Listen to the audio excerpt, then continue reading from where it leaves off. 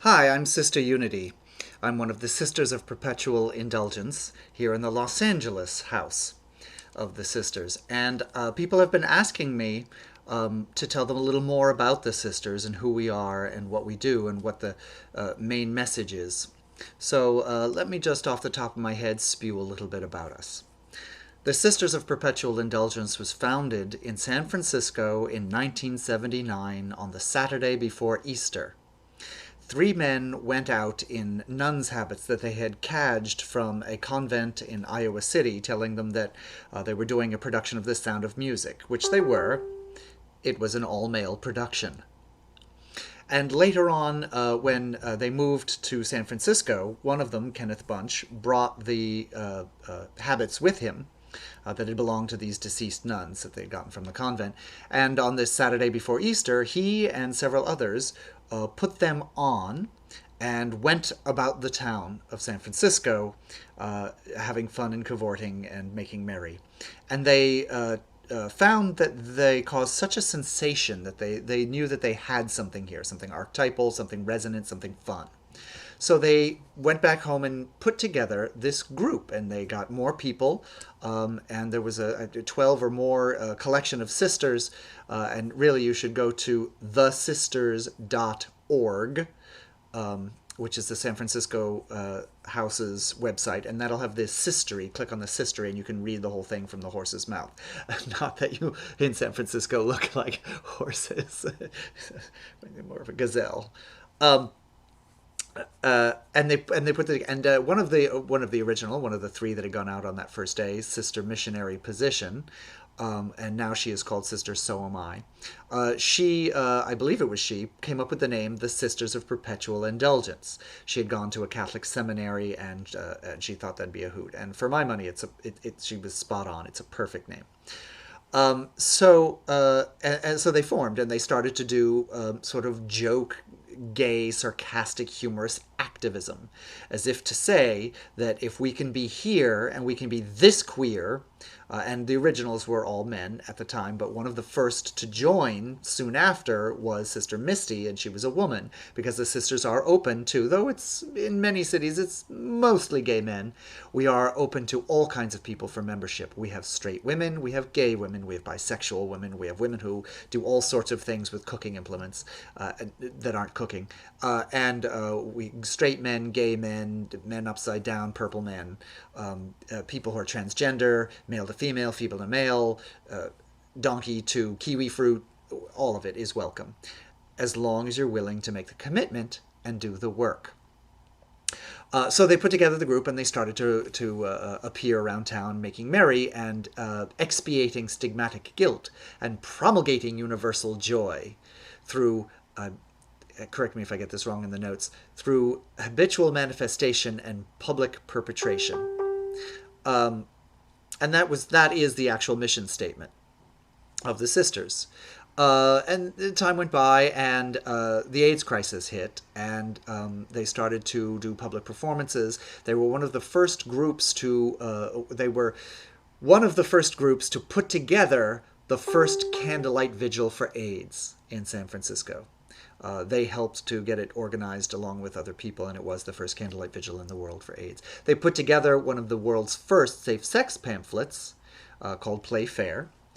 So safe sex and safer sex and advocacy about HIV and AIDS has been one of the things that they've done. And also performing, like they had a basketball game, they had a dog show with Shirley MacLaine on stage in the middle of the Castro to raise money for fighting HIV and AIDS and the burgeoning organizations that were starting to do that. So charitable fundraising, usually for more lesser funded charities, like usually we think that the bigger ones with $1 million budgets and $1 billion budgets are kind of well taken care of. So we like to focus our energies on some of the more the ones that struggle and need a public presence and a public face added to and funding. So charitable fundraising, gay rights activism were two of the sort of founding things, and safe sex, HIV, and AIDS information and activism were the sort of the founding tenets. And then all through, of course, this queer revolution, whether you were a straight woman, bi woman, straight man, gay man, whatever, the essence of queer isn't particular to who you sleep to. It's in your creativity and how you identify, how you present, and how you what your activist field is, who your constituents are. That is to the sisters what makes you queer or queer ally, queer active, as in activist. And so they've always been like an icebreaker, breaking through the ice of conformity and years of oppression in the white patriarchal structures of society that have oppressed so many minorities, specifically LGBT, but others as well. The sisters have supported struggles with race and class as well, and gender, as well as sexual and gender identity. So all of those fields are what we do. The message is that if we can be ourselves, looking this way, this creative or this queer or this individual, unique, other, in public, then there is room for you to be who you are, as you are, with no shame or guilt, and with love and joy for you. That's who we are, and that's what we do. There are sister organizations now in 40 cities around the United States and Canada, in 10 or 11 other countries, including, correct me if I get this wrong, England, which has several, Scotland, Germany, which has several, like 4 in Berlin alone, like Cologne, München, and a few other cities. There was one in Austria. I think they're defunct. There was one in Switzerland. I don't know if they're still active. Belgium. France has a bunch. Paris has at least 2 or 3. France, I think all over France. The most I've heard of in France at one time was 5 at one time. Poland now has a group starting in Krakow and Poznan. The Czech Republic. I've just heard recently about Czech Republic. There was noises of something happening in Ukraine. Don't have much information. Haven't heard. There was a rumor about the Philippines. There was one sister once in Thailand years ago. Australia has like 4 or 5 houses in Sydney, Perth, Melbourne, Brisbane? Leave it in the notes and tell me what I'm missing from Australia.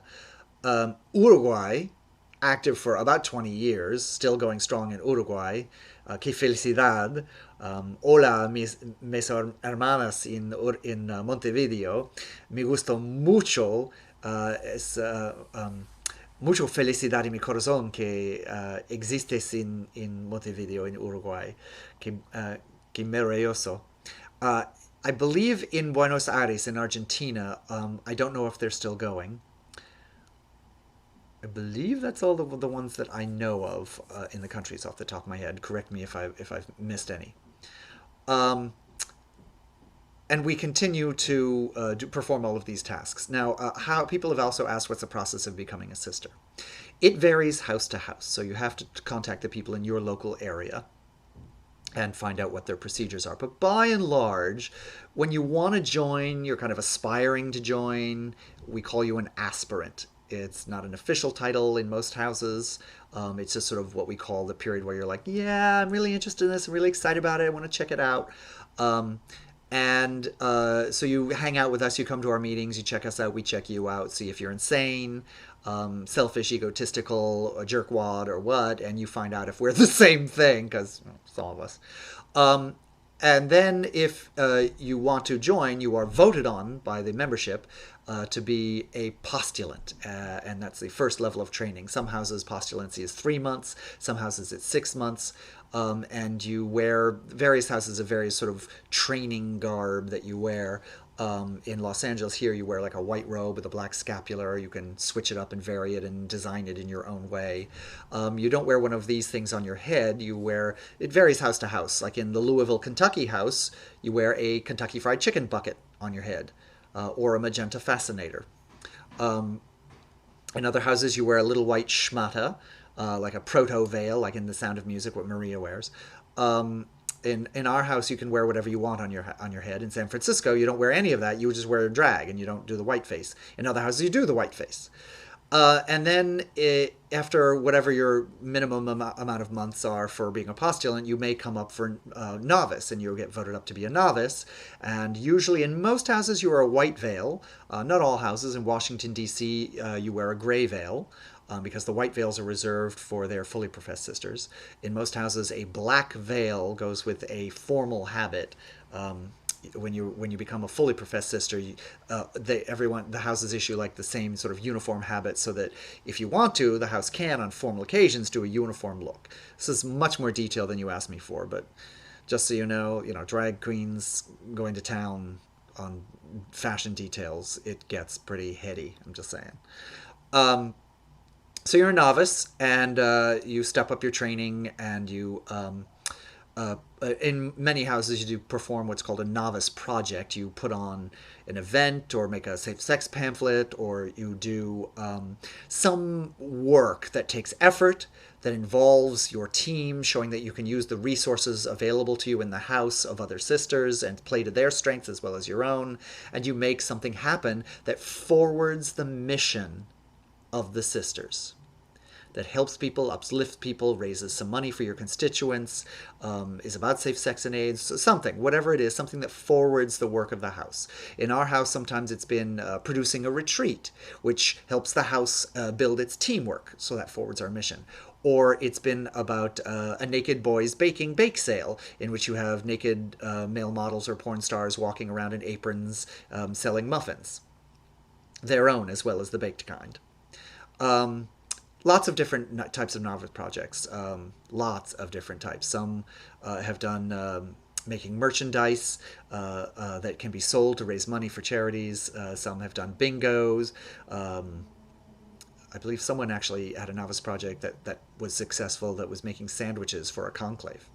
Sister Mary fucking Poppins did that one. And so after whatever your minimum requirement for a novice is, in most houses it's about 6 months, you may come up for a vote on being a fully professed sister. And that means different things in different houses. It means you can wear whatever you want in most houses. You can wear a black veil that goes with the formal habit, or you can wear, like you see me, wearing an orange veil. You can wear whatever blows your scrotum up for you. And you, in our house, fully professed sisters are now members of the board, because the sisters are a nonprofit charity, each one incorporated in their own state or district or province. And we're, most of us in America are 501c3 federal tax-free establishments. So we can handle money, we can take it in and give it out to charities without having to pay taxes. That's what that's about.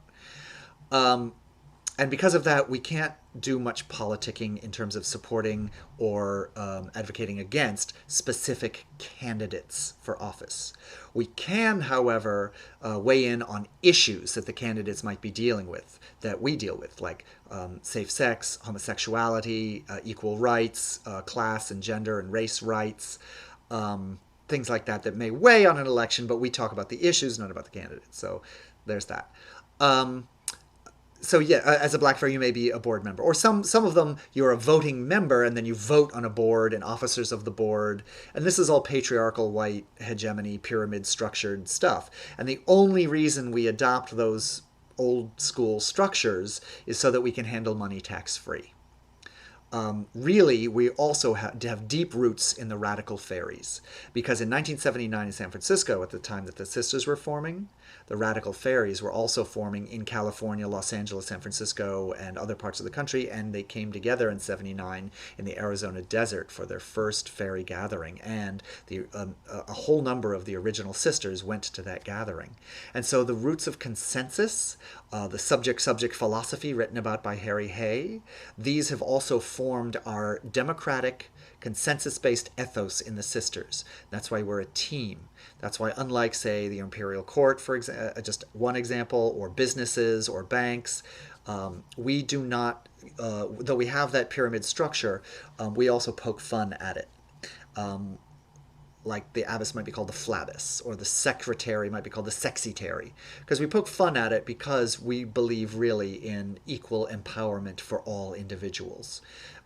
It's not just the straight white men who've run the world who get to have empowerment. It is also the queer, black, transgender woman who has equal power in our consideration. So in our own organization, we look towards consensus and democracy and equal empowerment.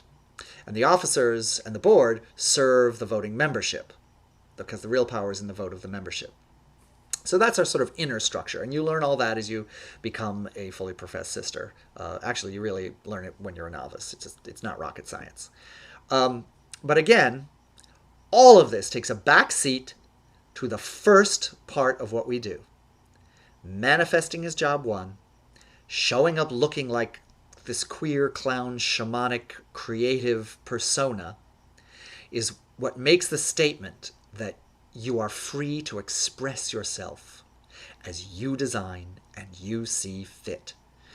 There are some sisters who wear whiteface. Many in the United States wear whiteface. It was first used by Sister Vicious Power Hungry Bitch, one of those original three in San Francisco, because it was a drag look that she had been doing and performing in previously, and it was taken on by many, but many don't. Sister Mish, one of the other of those original three, has rarely, if ever, I think, worn whiteface, always using her natural face and a tight wimple, out of which her beard sticks. Sisters in England and Australia don't do whiteface. Sisters in the United States and Canada tend to. And in San Francisco, there's actually some sisters who don't and some sisters who do. So it's all about that creative freedom for us, because that's one of the tools that we use to express empowerment and creative freedom for everyone outside, everyone who is our beloved constituency and the public who we are trying to uplift. So if you have more questions about the sisters, I'm Sister Unity, please feel free to go on my Facebook page and ask me questions. Or really, there's a yillion sisters on Facebook and YouTube and Instagram, and you can hit up any one of us and ask us questions, and we'd be happy to answer you. I hope this was not too much information. You can always replay the video and sort of digest it all, but that's a quick snapshot of who the sisters are and what we do. May your nipples be blessed.